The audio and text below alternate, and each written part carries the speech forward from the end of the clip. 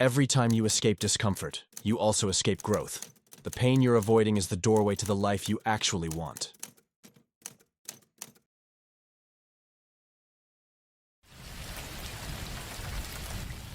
Stop escaping. The real reason you procrastinate, numb out, and stay stuck.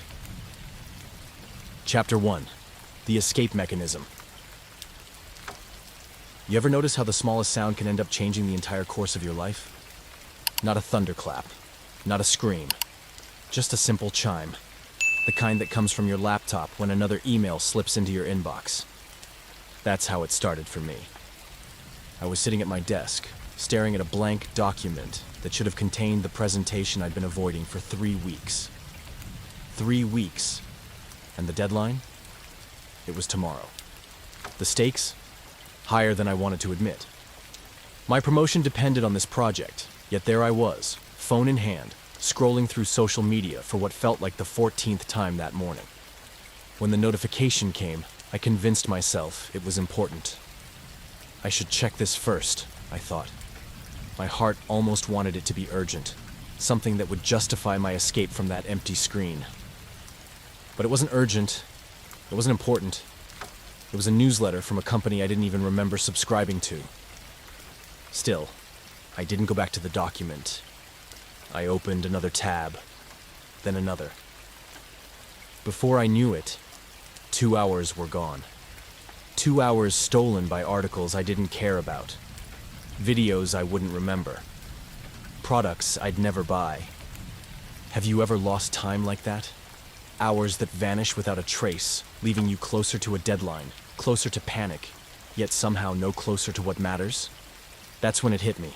Procrastination, endless scrolling, those just one more click distractions. They're not about laziness. They're not even about time management. There's something deeper, something universal, something that looks a lot like protection. But what exactly was I protecting myself from? Later that day, I sat in my car, staring out the windshield, replaying the same question over and over. What exactly am I running from? The obvious answer was failure. That my work wouldn't be good enough, that I'd be exposed as incompetent, that I'd lose the promotion I'd been clawing toward for 2 years. But the longer I sat there, the more I realized failure wasn't the real enemy. I wasn't running from failing. I was running from the silence, from the thoughts that would surface if I stopped distracting myself. Questions like, do I even want this promotion? Am I happy with the direction of my life? What would I be doing if I weren't hiding behind all this busyness? Those questions scared me more than failure ever could. See, my avoidance wasn't random. It was sophisticated. I wasn't wasting time. I was constructing elaborate detours that looked like progress.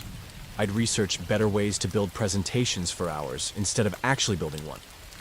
I'd reorganize my inbox, clean my desk, even update my productivity apps, while ignoring the work itself. I'd binge-watch documentaries about successful people, convincing myself it was educational, all while avoiding the steps toward my own success. Sound familiar? Here's the twisted part. None of these behaviors made me feel good. Scrolling left me empty. Pseudo-productivity left me restless. The anxiety of avoidance was heavier than the task itself. But I kept doing it. Why? Because it was predictable. Because the discomfort was familiar. Failure meant I could stay the same person, in the same place, with the same excuses. But success? Success meant change. Success meant stepping into the unknown. And sometimes, the unknown is scarier than failure itself. That's when I started digging into the science. Every time I reached for my phone, every time I dodged the work, my brain was rewarding me. A tiny hit of dopamine. Not because the content was amazing, but because I had successfully avoided discomfort. My brain was teaching me that escape equals relief. And before long, it wasn't even a choice. I was already scrolling before I knew why. The cruel irony? That protection system, the thing meant to shield me from discomfort, was creating the very stress I was trying to escape. My brain had turned everyday challenges into alarms, and the only solution it offered was more avoidance. 3 days before my presentation deadline, something shifted. I was sitting at my desk, hand hovering over my phone, when suddenly, I saw it. The whole pattern. The impulse, the distraction, the relief, the regret, over and over again. And for the first time, I realized I had a choice. What if I didn't reach for the phone? What if I sat with the discomfort instead of fleeing from it? What would happen if I stopped running? I set the phone down. I asked myself a question I'd never thought to ask. What am I feeling right now that I'm trying to escape? The answer came quickly. Overwhelm, uncertainty, fear that I wasn't capable of creating something worthwhile. They weren't pleasant feelings, but they weren't unbearable either. So I opened the document. I typed one sentence, then another, then a paragraph. The discomfort didn't vanish, but for the first time, it didn't control me. That was the beginning of what I now call my escape recognition system. It's simple. 3 parts. Notice what your body does when you're about to escape. Notice what emotions you're trying to avoid. Notice the exact behaviors you default to. And in that moment, the choice point, you can choose to stay. You can choose not to run. That choice doesn't magically make the task easier. It doesn't erase fear or uncertainty. But it breaks the cycle. It makes growth possible. And when growth becomes possible, life becomes different. Because maybe discomfort isn't the enemy. Maybe it's the doorway.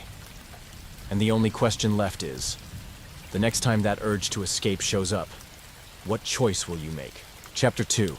The Anatomy of Avoidance. The revelation came during a conversation I'd been doing everything possible to avoid. My sister had called 3 times that week. Each time, I let it ring out and drop into voicemail. Not because I didn't want to hear her voice, but because I knew what she wanted to talk about. Our father's health. And I wasn't ready.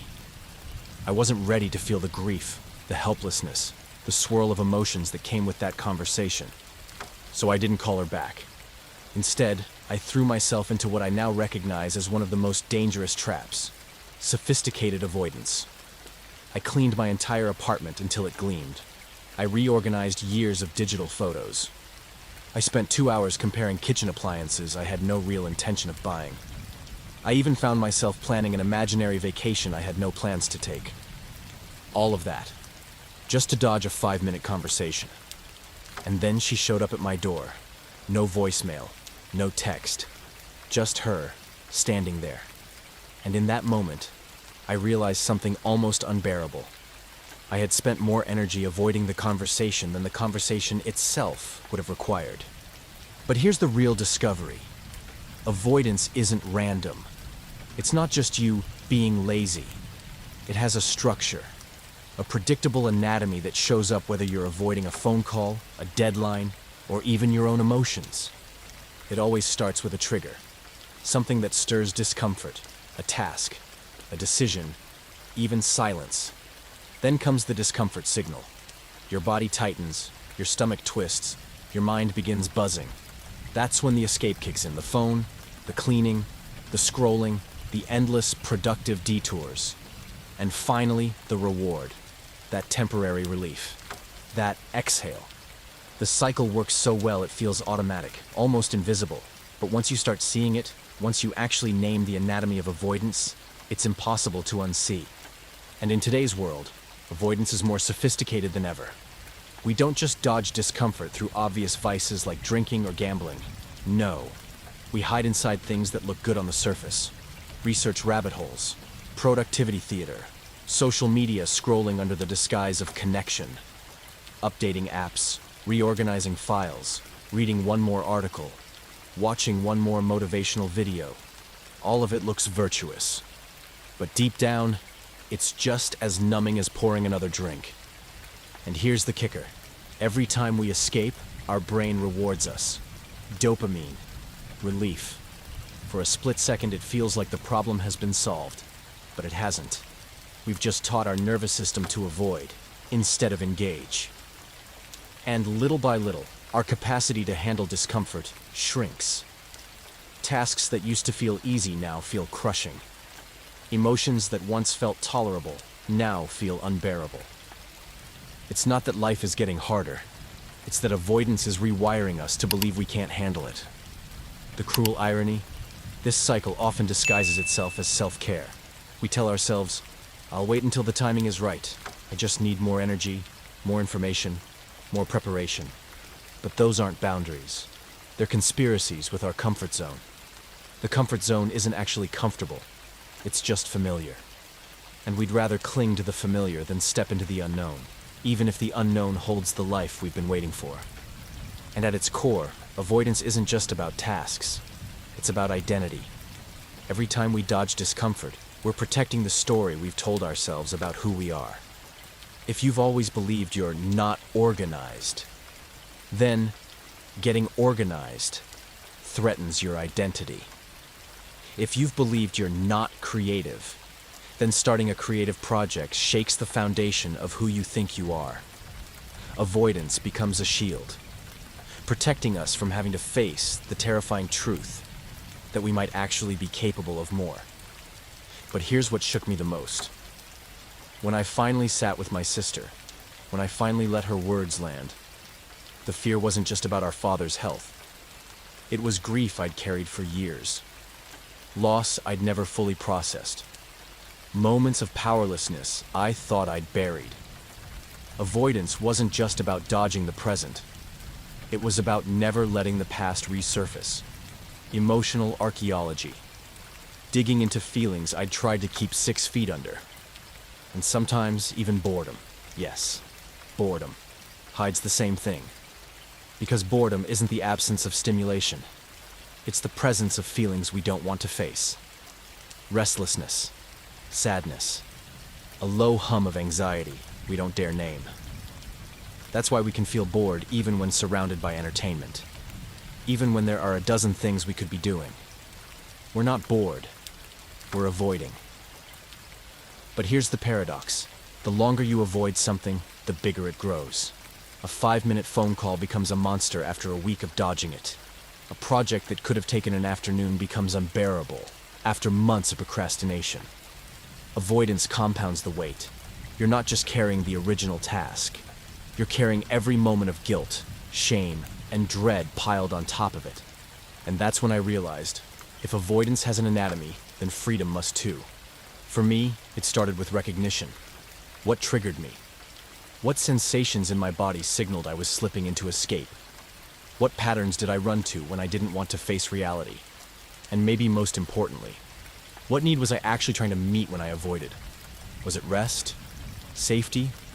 A sense of control? Because if I could name the need, I could meet it in healthier ways. And that gave me something I hadn't felt in years. Choice. Choice at the moment of the trigger. Choice when the discomfort signal showed up. Choice when my brain screamed for escape. Choice when the temporary relief whispered, just one more scroll, just one more hour, just one more day. Each of those choice points became a chance to stay, to face, to grow. And here's the truth. Avoidance isn't just a map of how we get stuck. It's a blueprint for how we can finally get free, piece by piece, moment by moment, choice by choice. But freedom isn't what I thought it would feel like. It wasn't light, or easy, or instantly rewarding. What I found when I finally stopped running was something else entirely. Something I never expected. And that discovery, well, that's where the real story begins. Chapter 3, The Prison of Comfort. It didn't happen during some life-changing event, or in a therapist's office, or even in a quiet moment of reflection. No. My wake-up call arrived in the cereal aisle. 1 minute, I was staring at the endless boxes lined up in front of me. Bright colors, cartoon mascots, promises of fiber and vitamins. And then, without warning, my chest tightened. My breathing went shallow. And all I could think about was getting out of that store as fast as possible. I wasn't panicking about cereal. I was panicking because I had reached the point where even the smallest choices felt impossible. And it all made sense later. Because this was the end result of 2 years I thought I was winning at life. I had optimized everything. Worked from home so I didn't have to deal with office politics. Ordered groceries online so I didn't have to face crowds. Put every bill on autopay so I didn't have to make financial decisions. Lived by the same routines so I wouldn't have to think too hard about my day. On the surface, it looked like I had created the perfect life. Smooth, predictable, controlled. But what I'd really created was a prison. A prison so padded and so comfortable that I didn't realize the walls were closing in until I couldn't breathe. And that's the danger of it. The comfortable prison doesn't announce itself. It sneaks in one reasonable decision at a time. Why deal with traffic when you can avoid it? Why bother with confrontation when you can just walk away? Why risk being wrong when you can just not try? Each decision makes sense in isolation, but together they strip away the very things that keep you alive, sharp, and growing. Because here's the truth we don't want to face. Comfort and growth don't live in the same room. Every time I eliminated discomfort, I eliminated a chance to get stronger, wiser, more resilient. And that's why, in that grocery aisle, I froze. It wasn't about the cereal. It was about months of avoiding anything that stretched me. Months of letting my capabilities quietly atrophy. You see, the brain works on a use it or lose it principle. When we stop engaging with challenges, our neural pathways weaken, and what once felt manageable suddenly feels overwhelming. That panic attack was my nervous system sounding the alarm. You've been avoiding life for too long. And here's where it gets twisted. The more you chase safety, the less safe you actually become. By avoiding social challenges, I became socially anxious. By avoiding financial decisions, I became financially paralyzed. By avoiding uncertainty, I became terrified of change. It's a paradox. The walls you build to protect yourself eventually become the very walls that keep you trapped. And when you live this way long enough, comfort itself turns addictive. Not the dramatic, destructive addiction we usually talk about, but the subtle kind that slowly rewires you.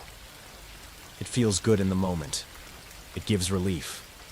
But over time, it shrinks your capacity until the world you live in becomes smaller, and smaller, and smaller. Think about it. At first, you only avoid the obviously hard things. Then you start avoiding the possibly hard things. And eventually, you're avoiding things just because they remind you of something uncomfortable. And before you know it, your life is smaller than you ever imagined it could be. That's exactly what happened to me.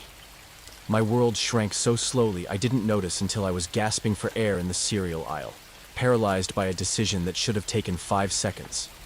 And here's the cruel part. The comfortable prison doesn't just steal your growth, it drains your energy too. Have you ever noticed how doing nothing hard somehow leaves you exhausted? That's not laziness. It's the natural side effect of living below your potential. Energy isn't just physical, it's mental, emotional, spiritual. It comes from engagement, from being stretched, from rising to something. When you stop growing, you don't feel rested.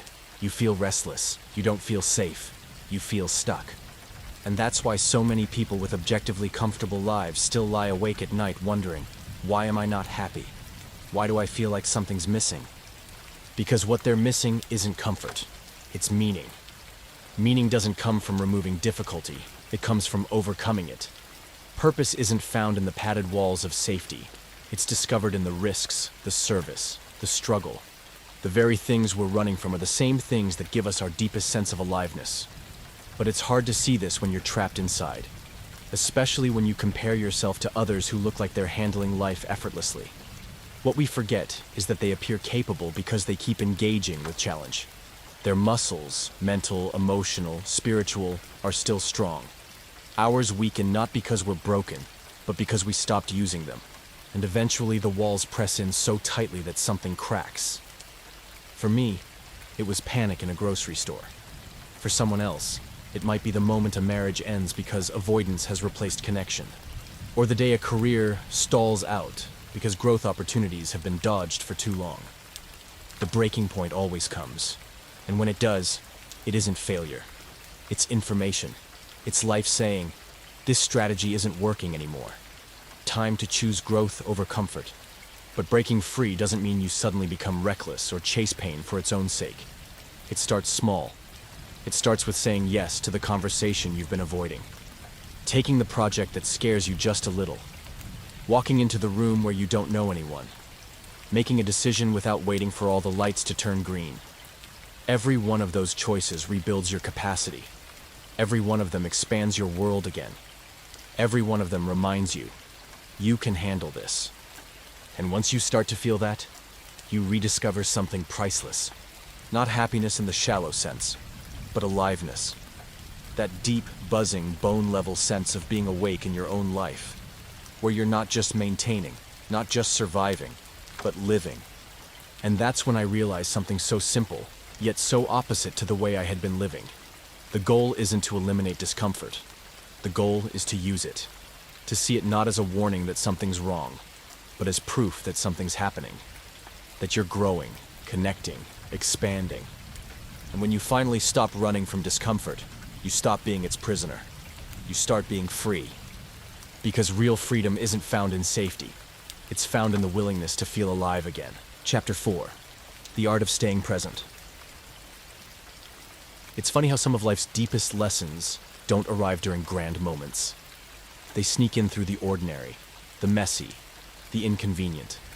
For me, it came in the form of a broken washing machine. There I was, standing in the basement, surrounded by unfolded laundry, when the machine let out this awful grinding sound. You know the kind, the one that doesn't whisper maybe a minor issue, but screams, "Congratulations! You're about to spend hundreds of dollars you didn't plan on." And in that exact moment, I did what I always used to do. I reached for my phone, not to call a repairman, not to look up solutions, just to escape, to bury myself in scrolling, headlines, distractions, anything to avoid the knot of anxiety tightening in my chest. But this time, I stopped. I don't even know why. Maybe it was the realization from all those smaller wake-up calls I'd been having. Maybe it was curiosity. But instead of numbing out, I sat down on the basement steps, and I decided, I'm going to stay with this feeling. That was the beginning of 27 minutes that changed me more than any self-help book, seminar, or podcast ever had. Because here's what happened. The broken washing machine wasn't the real problem. The anxiety about money was just the surface. Beneath that was frustration. This sense of inadequacy because I couldn't fix it myself. Beneath that was grief for my dad, who had tried to teach me those skills years ago, and the guilt that I never fully learned. And deeper still, there was something rawer. The quiet ache of realizing how much of my life I had spent running from moments just like this. Minute by minute, it all came flooding up. By minute 15, I was crying. By minute 20, I was laughing at myself. Because really, who breaks down over a washing machine? And by minute 27, I felt more clear, more awake, more alive than I had in years. That was the day I stumbled into what I now call the art of staying present. And it's not glamorous, it's not Instagram-worthy, but it's the single most important shift I've ever made. Because here's the paradox no one tells you. What we avoid feeling is never as bad as the energy it takes to keep avoiding it. Think about it. The cost of repairing the washing machine? Manageable. The sting of realizing my DIY skills aren't great? Tolerable. Even the grief about my father. Painful, yes, but survivable. What wasn't survivable was the endless effort of pushing it all away. The constant distraction, the scrolling, the subtle but exhausting work of pretending I was fine while a storm brewed just beneath the surface. And that's when it hit me. Presence isn't about feeling good. Presence is about feeling real. And oddly enough, even the tears in my basement felt more satisfying than years of emotional numbness. Science backs this up too. Neuroscientists have found that when you stay present instead of escaping, you strengthen the part of your brain, the prefrontal cortex, that helps regulate emotions and make good decisions. In other words, presence literally rewires you. It's like building muscle. Each time you sit with discomfort instead of running from it, you grow stronger, steadier, more capable. But the opposite is true as well. Every time you escape, every time you swipe, binge, distract, you're training your brain to avoid. You're shrinking your tolerance for reality itself. No wonder life starts feeling heavier. And here's where it gets even more fascinating. Presence doesn't just live in your head. It lives in your body. Anxiety isn't just a thought. It's tight shoulders, shallow breaths, racing heart. Sadness isn't just a story. It's heaviness in your chest, that slow pull downward. Anger isn't just irritation, it's energy, clarity, fire. The body carries wisdom we usually bulldoze past. And when you stop running from those sensations, when you actually lean into them, you begin to see the difference between danger and growth, between grief that needs time and depression that needs help, between anger that can destroy and anger that can fuel courage. I like to call this emotional surfing, because feelings are waves. They rise, they peak, they fall. And our job isn't to fight them or drown under them. Our job is to ride them. Acceptance over resistance, curiosity over catastrophizing, breathing over bracing, presence over story. And let me tell you, once you start riding the waves instead of running from them, life changes. But there's one wave most people won't even touch: uncertainty. If there's one thing human beings hate, it's not knowing. We'll chase almost any false certainty, any answer, even the wrong one, just to escape that uneasy limbo. But here's the secret: uncertainty isn't dangerous. It's just uncomfortable. And the more you can stay with it, the freer you become.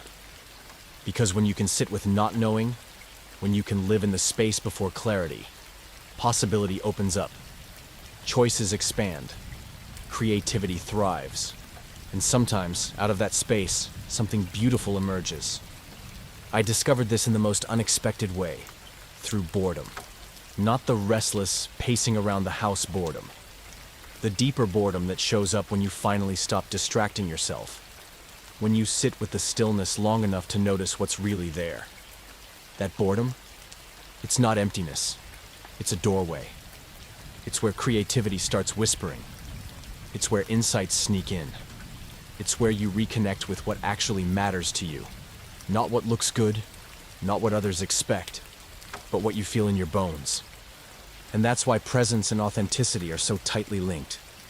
You can't live an authentic life if you're constantly numbing yourself. You can't know what you really want if you're always drowning in noise.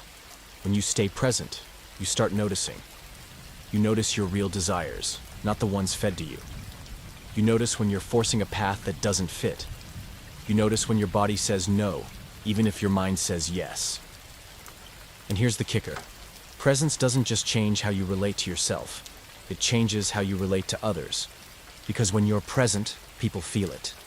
In a world where everyone's distracted, your attention is a rare gift. When you truly listen, when you really see someone, they soften. They open up. Connection deepens. But when you're lost in escape mode, you can be sitting across from someone you love and still not really be there. And they feel that too. So how do you practice? It doesn't start with some grand 10-day retreat or meditation marathon. It starts small. 2 minutes of sitting with whatever you feel. Letting yourself be hungry before a meal instead of rushing to fill the gap. Noticing your breath when the room gets tense instead of snapping back. This is the training. Little by little, moment by moment, you're building capacity. And it's not easy.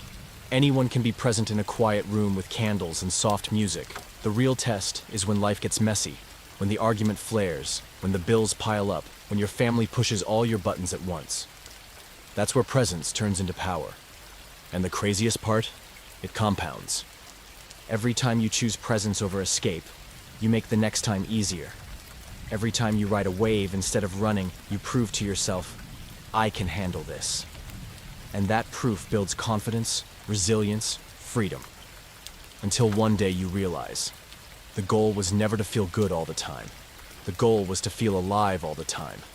And that's what presence gives you.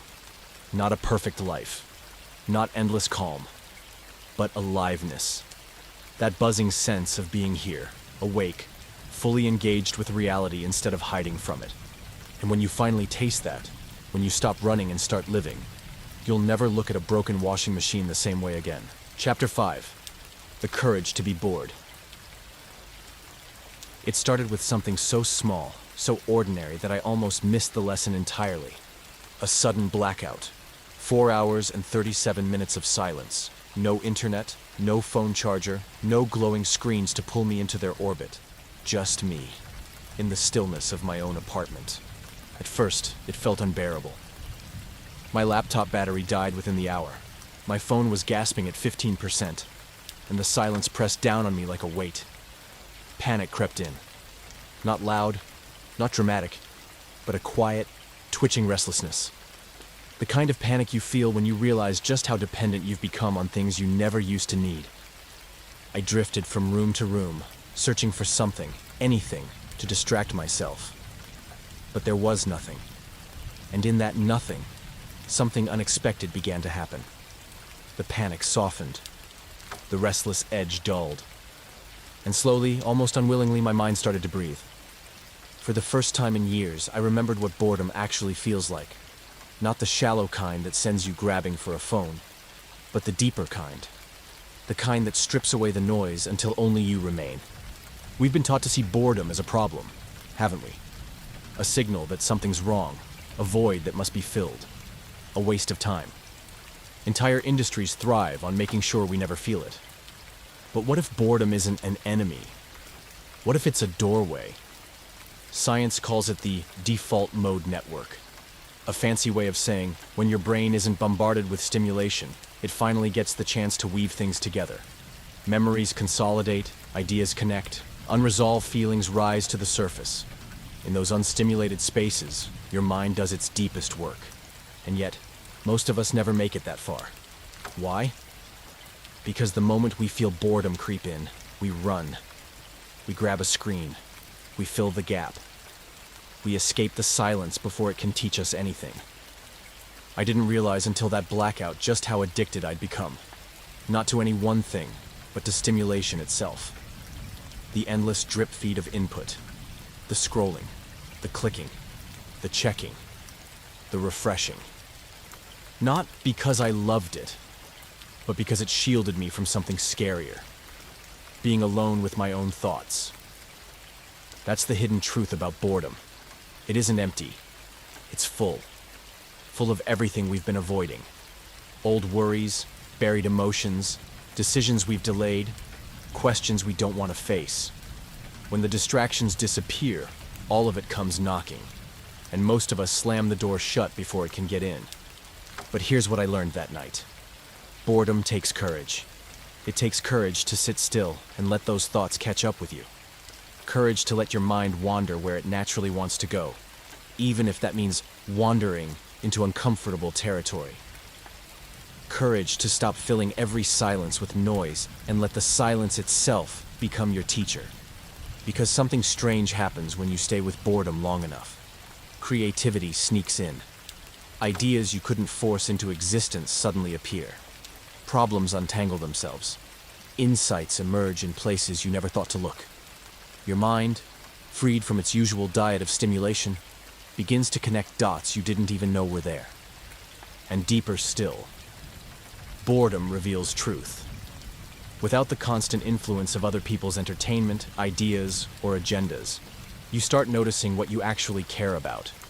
What sparks your genuine curiosity? What feels authentic rather than conditioned? That's when you realize boredom isn't the absence of life. It's the beginning of presence.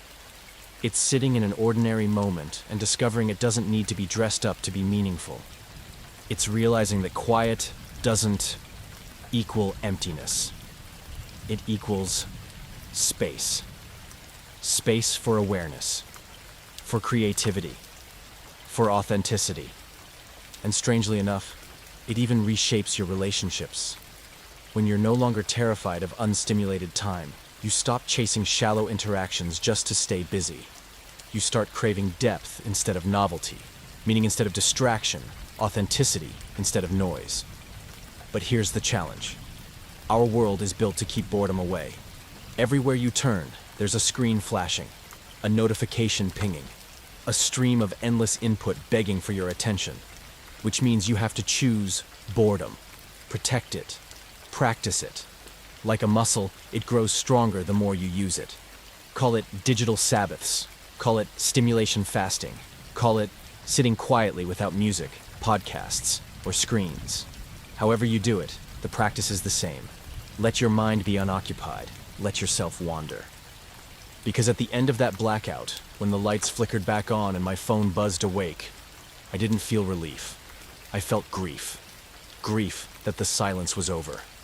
Grief that I was being pulled back into the noise. And that's when it hit me. Maybe the greatest freedom isn't found in constant stimulation. Maybe it's in having enough. Enough input. Enough distraction. Enough chasing. Maybe the deepest discovery is that you are enough. Your own mind. Your own thoughts. Your own presence. The courage to be bored isn't about wasting time, it's about reclaiming it. It's about realizing the very thing you've been running from is the very thing you've been looking for all along. A real, unfiltered connection with yourself. And that begs the question, if boredom holds this much power, what else have we been running from in the silence of our own minds? Chapter 6, The Freedom Beyond Escape. It started with something so small, so ordinary, that I almost missed the lesson entirely. A sudden blackout. 4 hours and 37 minutes of silence. No internet, no phone charger, no glowing screens to pull me into their orbit. Just me, in the stillness of my own apartment. At first, it felt unbearable. My laptop battery died within the hour. My phone was gasping at 15%, and the silence pressed down on me like a weight. Panic crept in. Not loud, not dramatic, but a quiet, twitching restlessness. The kind of panic you feel when you realize just how dependent you've become on things you never used to need. I drifted from room to room, searching for something, anything, to distract myself. But there was nothing. And in that nothing, something unexpected began to happen. The panic softened. The restless edge dulled. And slowly, almost unwillingly, my mind started to breathe. For the first time in years, I remembered what boredom actually feels like. Not the shallow kind that sends you grabbing for a phone, but the deeper kind.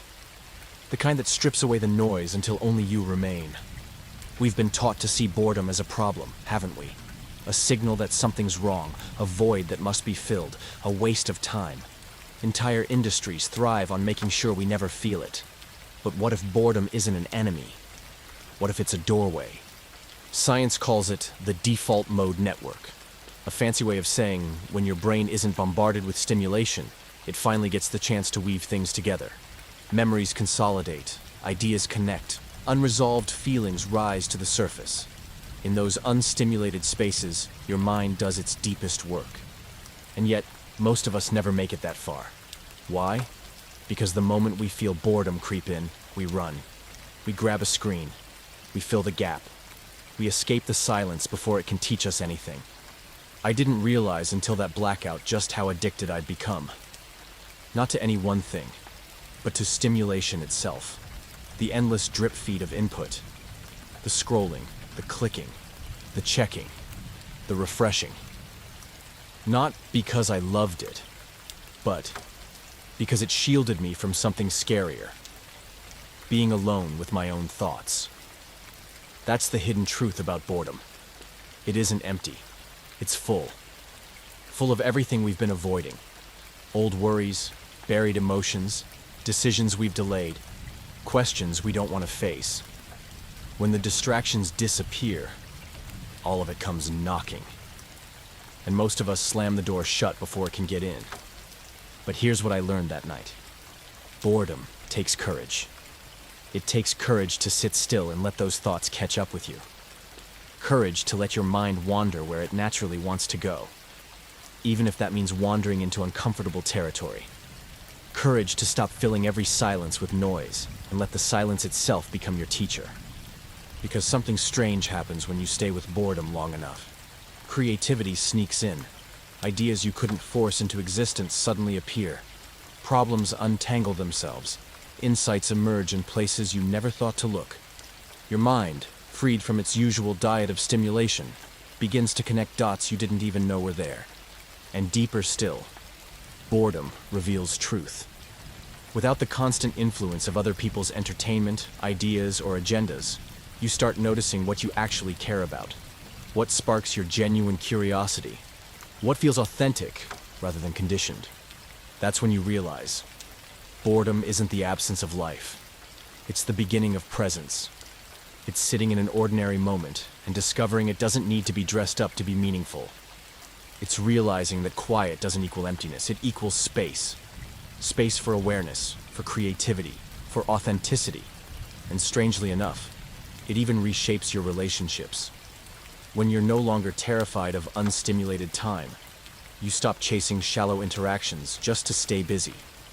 You start craving depth instead of novelty, meaning instead of distraction, authenticity instead of noise. But here's the challenge. Our world is built to keep boredom away. Everywhere you turn, there's a screen flashing, a notification pinging, a stream of endless input begging for your attention. Which means you have to choose boredom. Protect it. Practice it. Like a muscle, it grows stronger the more you use it. Call it digital Sabbaths. Call it stimulation fasting. Call it sitting quietly without music, podcasts, or screens. However you do it, the practice is the same. Let your mind be unoccupied. Let yourself wander. Because at the end of that blackout, when the lights flickered back on and my phone buzzed awake, I didn't feel relief. I felt grief. Grief that the silence was over. Grief that I was being pulled back into the noise. And that's when it hit me. Maybe the greatest freedom isn't found in constant stimulation. Maybe it's in having enough. Enough input. Enough distraction. Enough chasing. Maybe the deepest discovery is that you are enough. Your own mind. Your own thoughts. Your own presence. The courage to be bored isn't about wasting time. It's about reclaiming it. It's about realizing the very thing you've been running from is the very thing you've been looking for all along. A real, unfiltered connection with yourself. And that begs the question. If boredom holds this much power, what else have we been running from in the silence of our own minds?